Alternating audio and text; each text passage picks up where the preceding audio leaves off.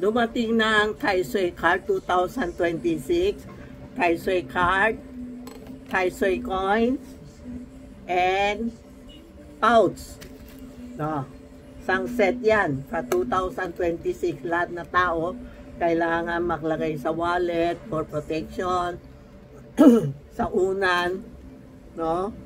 Tapos siga ito sa wallet, sa back. Punta kayo sa tindahan, explain namin kayo kung naka-avail kayo kasi mahirap mag-explain marami, no? Ito Taisoy Card. Pag bibili kayo, tingnan nyo ha, guwapo ito ha, 2026 kasi iba nagbibigay ng 2024, 25 para maubos nila. Pakig ako, ayaw ko makloko sa customer, basta ito ang 2026 na Taisoy for protection. Lahat saan ka pupunta, siya na pro-protection sa iyo. Ito yung coins, lalagay sa unan para pag okay na tayo, lagay sa unan, pag matanda, hindi ko inaalis para good health tayo.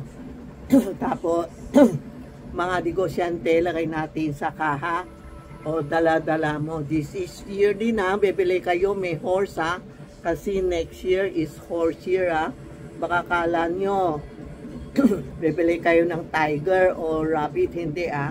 Every year napapalit itong tatlo. No, aware na kayo kasi maraming last year, habol kami ng habol ito. Ang Taisoy pouch, lalagay natin sa back nyo o sa tabi ng kama para hindi tayo sakating good and bad dito.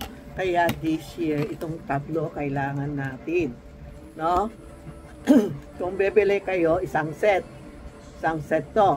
Tapos meron tayo yung last year na cellphone natin. Yung cellphone ko andyan, hindi ko mapakita sa inyo. Meron na tayo available.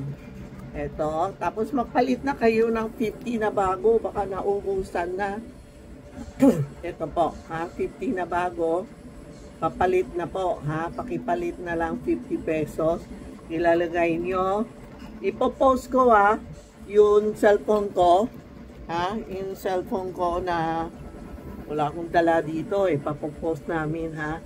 Yan ang isang set ito, tapos kasama ito.